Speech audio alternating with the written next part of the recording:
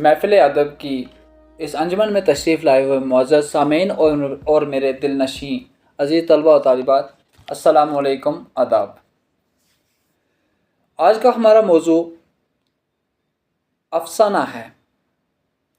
तो आइए आज हम सबसे पहले मतन की तदरीस और इसके साथ में इस अफ़साने को समझते हुए चलें कि उर्दू अफ़साना है क्या है, इसका मतलब क्या है, इसको नशो नमा पर लाने वाले कौन से अफ़साना निगार थे, कौन से इसके तख्लीकार हैं, और अहद व अहद जो अफ़साना निगार हमारे सामने रूबरू हुए वो कौन कौन से हैं। तो चलिए शुरू करते हैं फिर। उर्दू में मुख्तसर अफ़साने ने 20वीं सदी में ज़बरदस्त तरक्की हासिल की है। हिंदुस्तान में कथा कहानी का रवाज तो सदियों से चला आ रहा है। इसी तरह अरबी और फ़ारसी अदब में हकायत की रवायत मिलती है। हकायत कहते हैं कहानी को, किस्से को। लेकिन मुख्तसर अफ़साने की सिन्फ उर्दू में मगरिब के असरात की देन है, यानी वेस्टर्न मगरिब से ये उर्दू में आई है।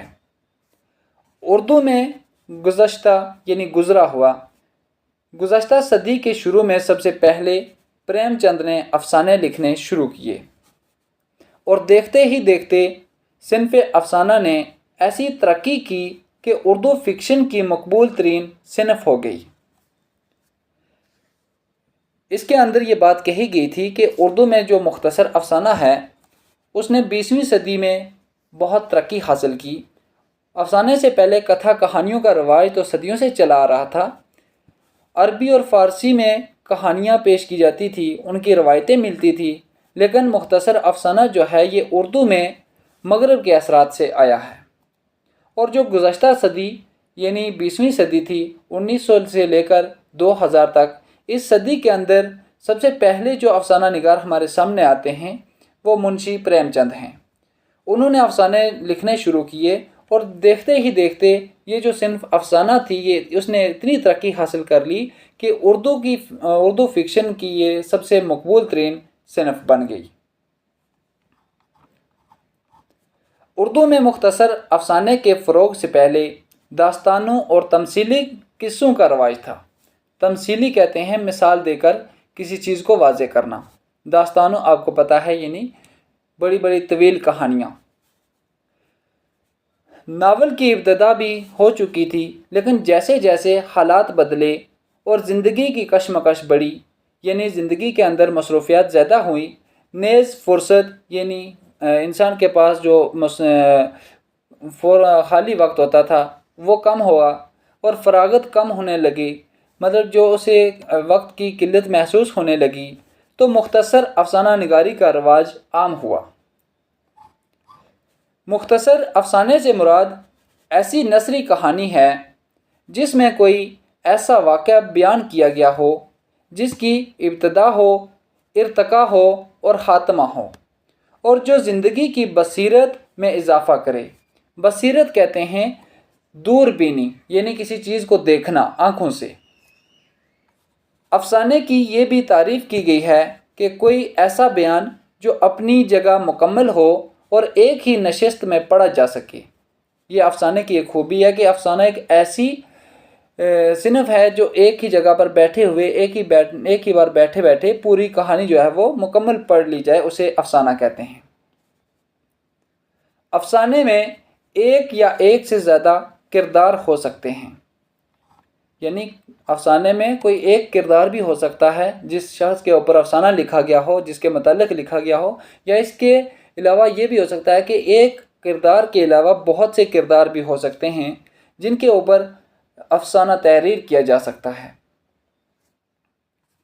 मंजरनामा, प्लाट या मकालमा भी हो सकता है, यानी अफ़साने के अंदर मंजरनामा, जो चीज़ आप पेश कर रहे हो उसकी पूरी तस्वीर एक मतलब ऐसी, जब जो पढ़ने वाला है वो उस अफ़साने को पढ़े तो उसके सामने पूरा जो मंजर है, पूरी यानी एक वीडियो जो है वो उसके दिमाग में आनी शुरू हो जाए। प्लाट यानी जो आप कहानी बयान कर रहे हो उसको एक तरीके के साथ यानी स्टेप बाय स्टेप कौन सी चीज़ पहले आती है, कौन सी बाद आती है, कौन सी उसके बाद आती है, इस चीज़ को प्लाट कहते हैं। اور مکالمہ کہتے ہیں کہ افسانے کے اندر جو کردار ہوتے ہیں وہ جو بات چیت کرتے ہیں ایک دوسرے سے، یا جس کی بات کی جا رہی ہے وہ اپنے منہ سے کوئی بات بولتا ہے، اسے مکالمہ کہتے ہیں۔ یہ چیزیں جو تھی افسانے کے اندر لازمی تھی، لیکن ادھر افسانے میں بہت تبدیلیاں ہوئی ہیں، اور افسانے کی کوئی ایک تعریف مکمل نہیں کی جا سکتی۔ یہ حقیقت ہے کہ جس وقت بھی کوئی نیا افسانہ تخلیق ہوتا ہے یا سامنے آتا ہے تو وہ اپنے ساتھ ایک نئی تعریف لے کر آتا ہے۔ دراصل بدلتی ہوئی زندگی اور زمانے کے بدلتے ہوئے مزاج کے ساتھ ساتھ افسانے کی پیشکش اور حیت میں بھی تبدیلیاں ہو رہی ہیں۔ کیا ہے کہ ایک وہ دور تھا جب کہانیاں لکھی جا رہی تھی کسی بھی موضوع پہ، اب یہ ہوا کہ وہ جو طرز تھی اسے تھوڑا ہٹ کر زندگی کے مختلف واقعات کو، مختلف حالات کو مد نظر رکھتے ہوئے الگ الگ مزاج کے، الگ الگ نوعیت کے افسانے جو ہیں وہ پیش بھی کیے جا رہے ہیں، اور ان کی حیت یعنی شکل بھی جو ہے وہ بھی پہلے سے الگ الگ ہمیں نظر آ رہی ہے۔ پریم چند کے علاوہ سجاد حیدر یلدرم اور سلطان حیدر جوش نے بھی اردو میں مختصر افسانے کے اولین نمونے پیش کیے۔ یعنی اردو میں سب سے جو پہلے افسانہ نگار ہیں وہ منشی پریم چند ہیں، اور ان کا جو افسانہ ہے وہ دنیا کا سب سے انمول رتن ہے۔ تو اس کے علاوہ ان کے ساتھ لکھنے والے جو تھے وہ یہ سجاد حیدر یلدرم، سلطان حیدر جوش موجود تھے۔ یہ وہ حضرات تھے کہ جنہوں نے اردو افسانے کے ابتدائی نقوش جو تھے سامنے لائے، اور اردو افسانے کے نمونے جو ہیں وہ سامنے لانے کی کوشش کی۔ شروع میں پریم چند نے بنگالی ادب سے متاثر ہو کر لکھنا شروع کیا تھا۔ ان کے افسانوں کا پہلا مجموعہ سوز وطن 1908 میں شائع ہوا۔ یہاں پہ 1908 لکھا ہے، لیکن ان کا جو پہلا افسانوی مجموعہ ہے وہ 1907 میں شائع ہوا تھا۔ ان افسانوں میں سامراج دشمن یعنی ملک پہ جو اس وقت نظام جن کا چل رہا تھا یعنی انگریزوں کا، ان کے خلاف دشمنی کا مظاہرہ کیا گیا تھا، اور وطن دوستانہ جذبات کی ترجمانی کی گئی تھی۔ یہاں سے ایسا بھی سوال ہو سکتا ہے کہیں پہ کہ پریم چند کو جو پہلا افسانوی مجموعہ تھا سوز وطن، اس کے اندر جو افسانے پیش کیے گئے تھے اس کی جو وہ کس قسم کے افسانے تھے، یعنی اس کے اندر کون سے موضوعات پیش کیے گئے تھے۔ اس میں دو طرح کے موضوعات تھے، ایک تھا انگریزی نظام، انگریزی حکومت جو تھی اس کے خلافت، اور دوسرا تھا حب الوطنی یعنی وطن کے جو ہندوستان کے لوگ تھے، بر صغیر کے جو لوگ تھے، ان لوگوں کی وطن دوستانہ جو محبت کی جذبات تھے ان کو پیش کیا گیا تھا۔ اس لیے انگریز حاکموں نے اس مجموعے کو ضبط کر لیا یعنی بند کر دیا۔ یہی وجہ بنی کہ اس مجموعے کے اندر انگریزوں کے خلاف لکھا ہوا تھا، جس کی وجہ سے انہوں نے اس مجموعے کو روک دیا یعنی بند کر دیا۔ پریم چند کی ابتدائی کہانیوں میں داستانوں کے اندر یہ کہ پریم چند کی ابتدائی کہانیوں میں داستانوں کے انداز کی جھلک تھی یعنی مطلب کوئی عنصر پایا جاتا تھا۔ ان کی جو ابتدائی کہانیاں تھیں اس میں کیا ہوتا تھا، ایسا لگتا تھا کہ اس کے اندر داستانوی رنگ پایا جا رہا ہے، لیکن بعد میں ان کا فن برابر ارتقا کرتا رہا، اور انہوں نے اردو میں افسانہ نگاری کو نئی بلندیوں تک پہنچا دیا۔ پریم چند کے زمانے میں اردو میں رومانوی طرز کے افسانے بھی لکھے گئے۔ رومانوی طرز یعنی جس میں حسن و عشق کی باتیں ہو رہی تھی۔ ایسے افسانہ نگاروں میں سجاد حیدر یلدرم، سلطان نیاز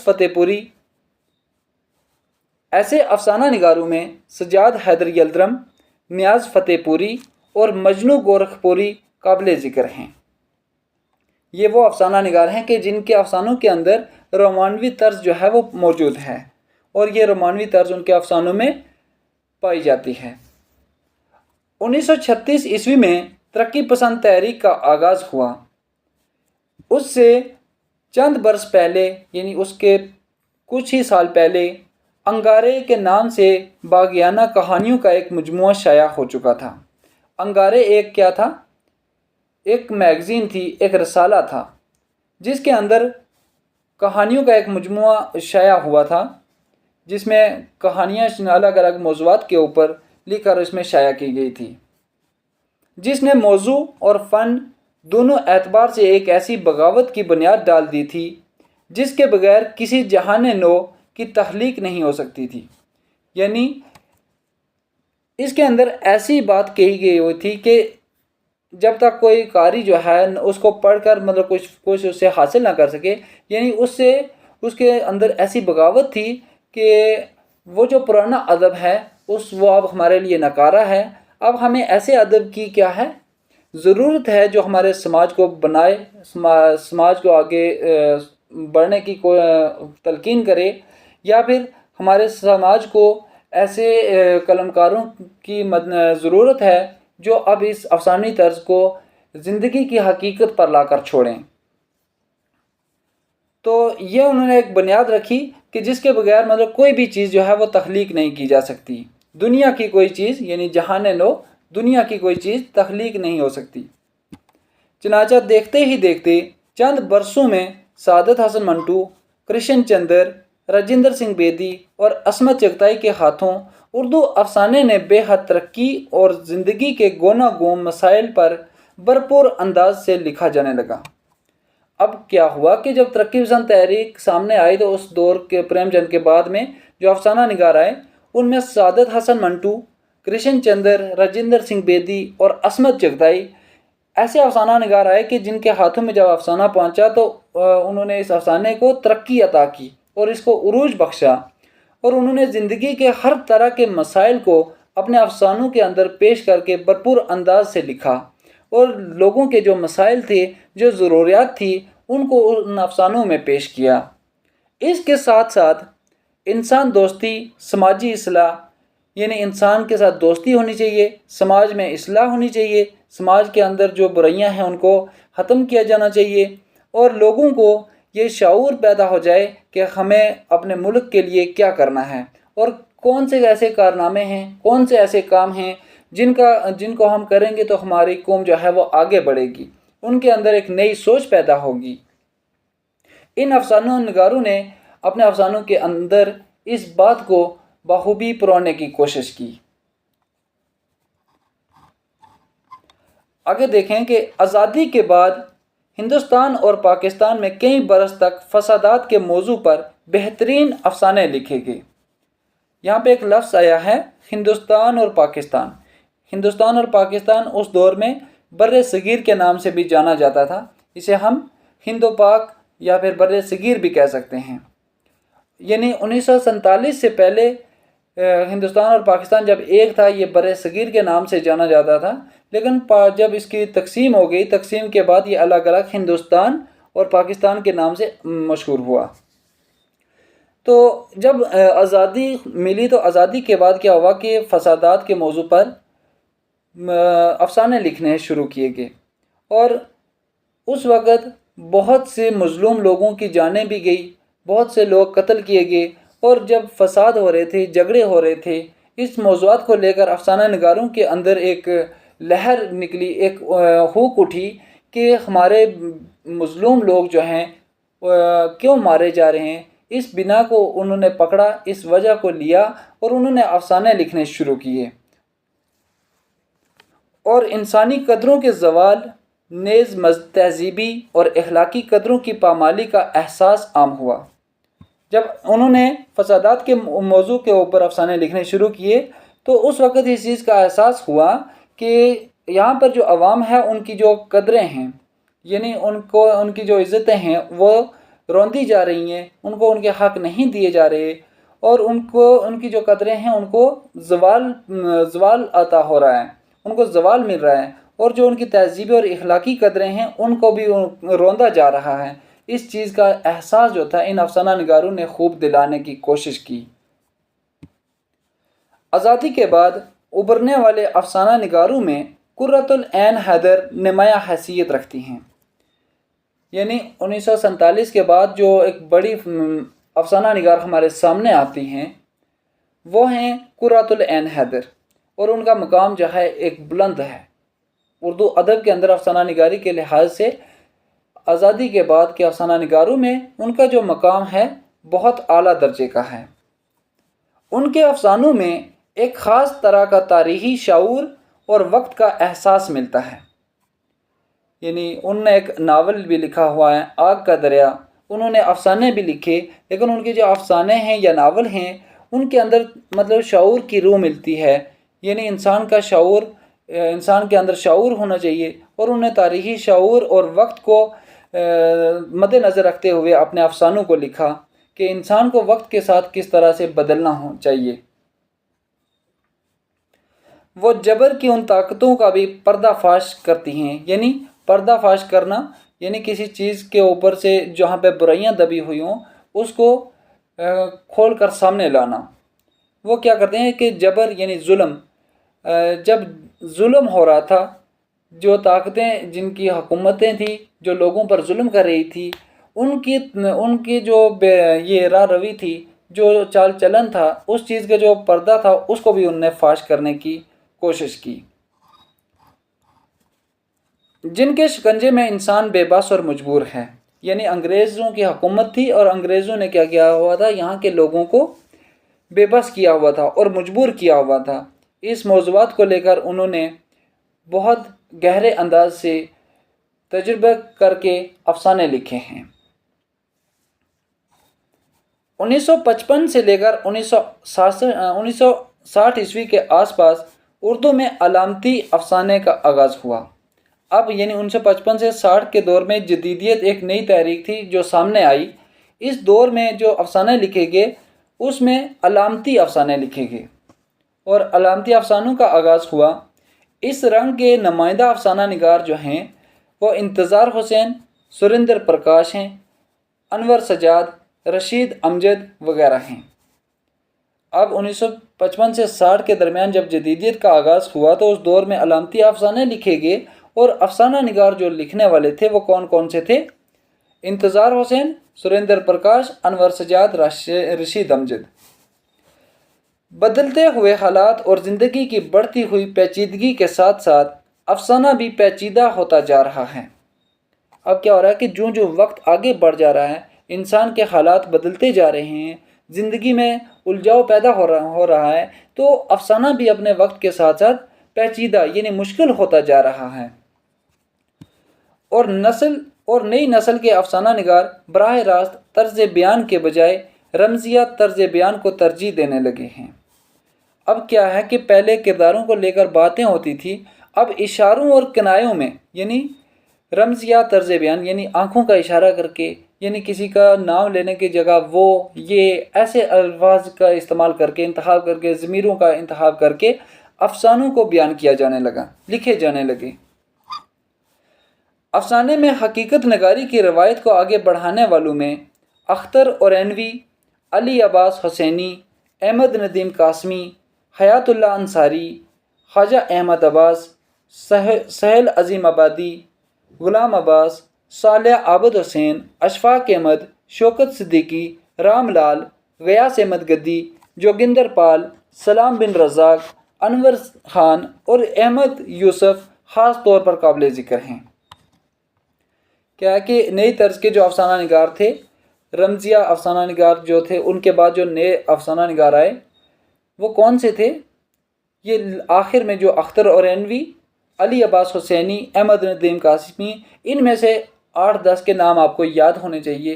اور یہ موجودہ دور کے جو نمائندہ افسانہ نگار ہیں، انہی میں یہ جو آج کے دور میں بھی مشہور ہیں، یہ نمائندہ افسانہ نگار ہیں۔ اردو افسانے کے ارتقاء میں ان کا اہم رول ہے۔ تو ایک بار اس کا خلاصہ آپ کے سامنے پیش کر دیتا ہوں کہ اردو افسانہ ہے کیا۔ افسانہ ایک ایسی نثری کہانی ہوتی ہے جس میں انسان کی زندگی کے کوئی تصویر پیش کی جاتی ہے۔ کسی ایک انسان کے اوپر بھی لکھا جا سکتا ہے، یا اس کہانی کے بیچ میں ایک انسان کا رول ہوتا ہے، یا پھر ایک انسان کے بجائے 2-3 کا بھی ہو سکتا ہے۔ اور ایسی ایک کہانی ہوتی ہے جو جھوٹی ہو۔ افسانہ ایک جھوٹی کہانی ہوتی ہے کہ جس میں فرضی قصے کو بیان کیا جاتا ہے، اور لیکن جو پڑھنے والا ہوتا ہے اسے ایسا لگتا ہے کہ یہ واقعتاً میری ہی بات کی جا رہی ہے۔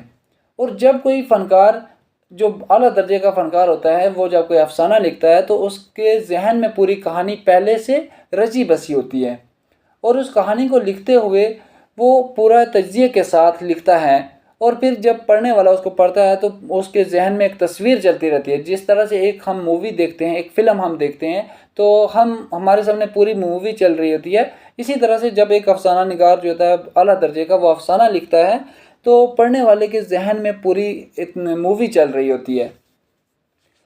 تو افسانے میں طوالت بھی ہوتی ہے، افسانہ جو ہے یہ مختصر ہوتا ہے۔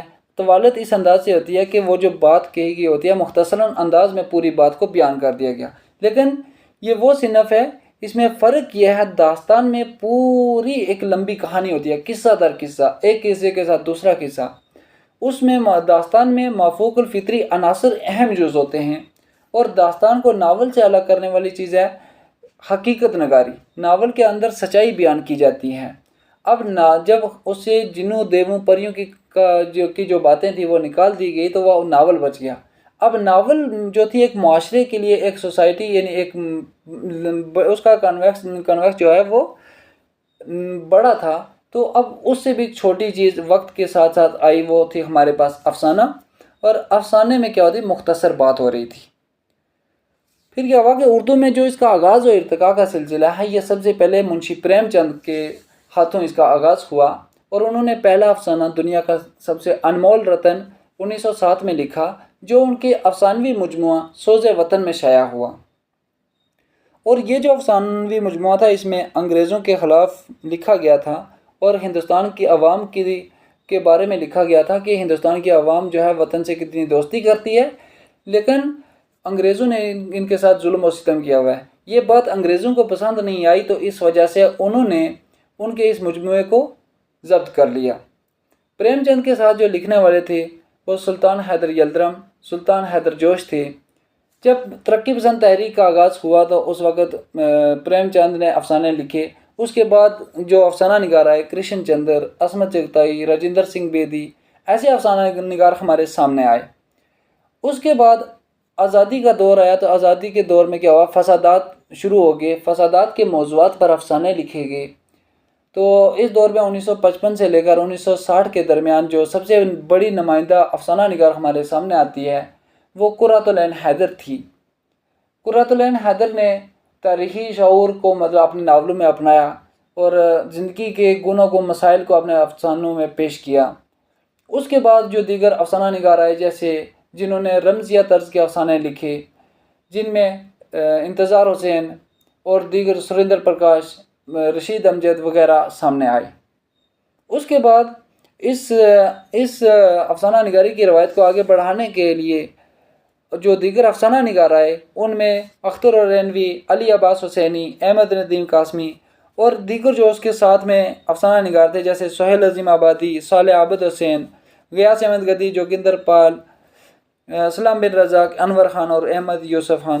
یہ وہ حضرات ہیں کہ جنہوں نے اردو افسانے کو عروج تک پہنچایا، اور آج بھی افسانہ جو ہے اپنے رواں دواں سلسلے پر چل رہا ہے۔ یہ تھا ہمارا موضوع افسانہ، جو 10ویں جماعت کا نصاب کا حصہ بھی ہے، اور یہ بہت اہم موضوع بھی ہے۔ مجھے امید ہے کہ آپ کو سمجھ آئی ہوگی۔ تو اللہ حافظ۔